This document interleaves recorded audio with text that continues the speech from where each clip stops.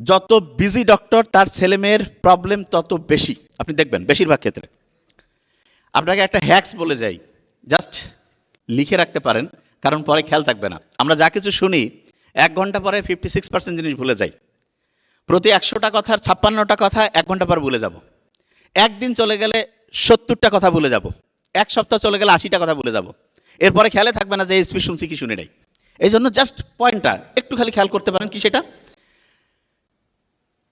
আপনার যত বেশি ব্যস্ততা থাক না কেন, যা থাক, আপনার সন্তানের জন্য জাস্ট 15 মিনিটস, এটা আমার কথা না, আমেরিকান যে মেডিকেল অ্যাসোসিয়েশন তারা রিকমেন্ড করছে 15 মিনিটস প্রত্যেক দিন আপনার সন্তানের সাথে জাস্ট আপনি থাকবেন, তার কথা শুনবেন, আর কিছু না। 15 মিনিট যে কি বলতেছে না। অনেক সময় আমরা মনে করি কি বাচ্চার সাথে আসি, ও কি দেখে, ওরে বাবা। দেখেন ছোট্ট বাচ্চা, আপনি দেখবেন ছোটবেলার কথা যদি আপনারা খেয়াল করেন, যাদের ছোট বাচ্চা যেই সময় মানুষ হয়েছে, আপনি একটু জাস্ট খেয়াল করেন তো, আপনাকে সে কিন্তু নকল করতো, খেয়াল করছেন? আপনি তার সাথে যে আচরণ করতেন ও কিন্তু ওই আচরণটা কপি করত।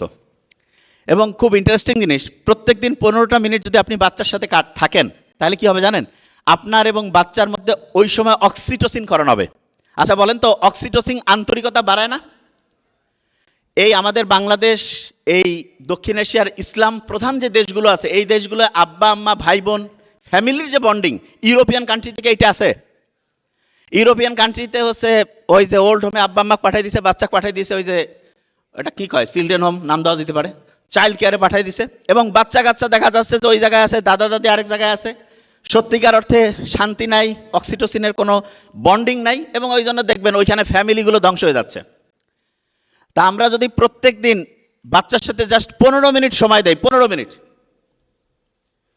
জাস্ট 15 মিনিট যদি সময় দেই, তাহলে দেখা যাবে ফ্যামিলির যে কানেকশনটা, ফ্যামিলির একজনের সাথে আরেকজনের সাথে যে আত্মিক সম্পর্কটা, এটা অন্যরকম পর্যায়ে চলে যাবে, আনবিলিভেবল পর্যায়ে যাবে। তাহলে আপনারা যারা আছেন, যত বেশি ব্যস্ততা থাকেন না কেন, প্রফেসর হই, প্রিন্সিপাল স্যার হই, ডিরেক্টর স্যার হই, যারা, অনেকে মনে করে 15 মিনিট দিলে কি হবে। শোনেন, আপনাকে আজকে যদি আমি 1 টাকা দিই, দেখেন তো, এটা যদি আগামীকাল 2 টাকা হয়, তারপরের দিন যদি 4 টাকা হয়, তারপরের দিন যদি 8 টাকা হয়, তারপরের দিন যদি 16 টাকা হয়, তারপরের দিন যদি 32 টাকা হয়, এরকম করতে করতে 31 নাম্বার দিন যখন হয়, জাস্ট 31 ডেজ, এরকম করে প্রত্যেক দিন টাকাটা ডাবল হচ্ছে। কেউ বলতে পারবেন 31 নাম্বার দিনে আপনার এই 1 টাকা কত টাকায় কনভার্ট হবে?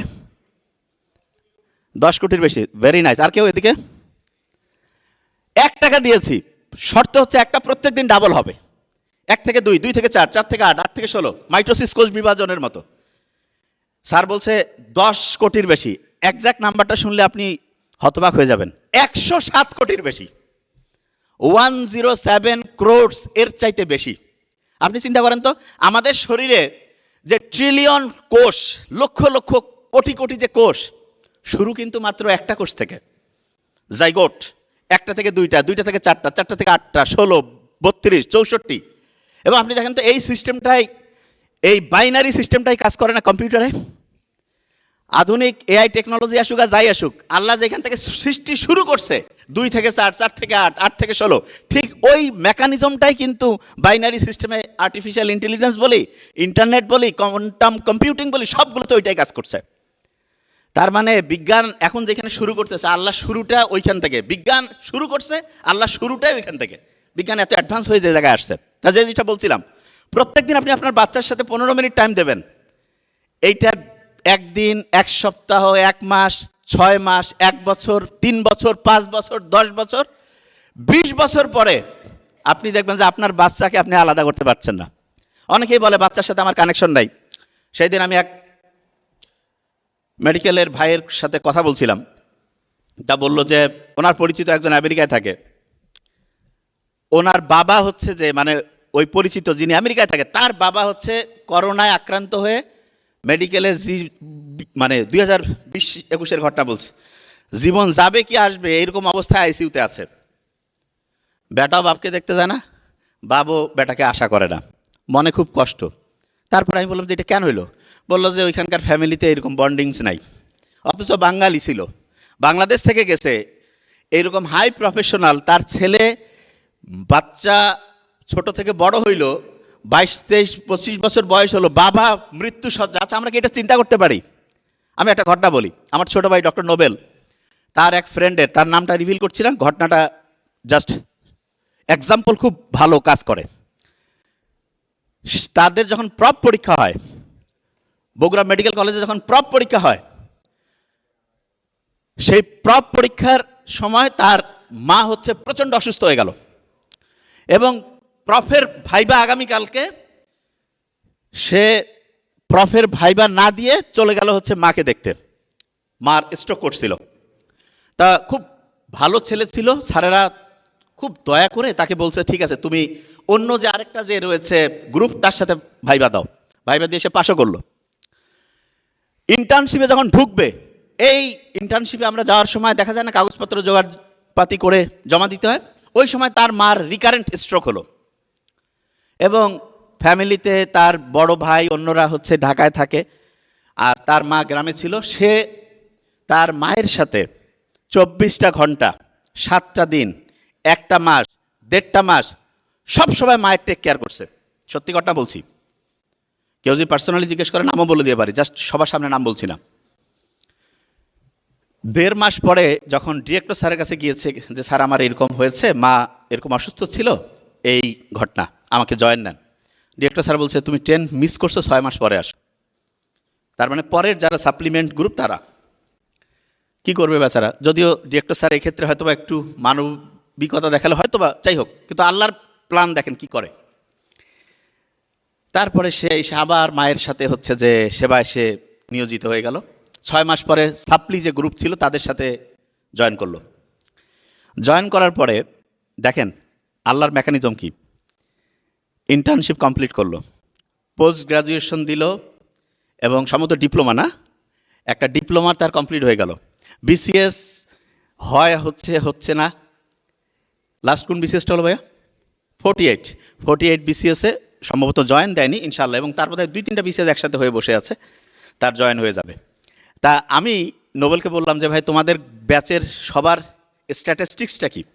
তো বললো যে আমাদের ব্যাচের পোস্ট গ্রাজুয়েশন একটা ডিপ্লোমা কমপ্লিট হয়েছে এবং বিসিএস হয়েছে, সম্ভবত সে, আর কেউ আছে? নোবডি।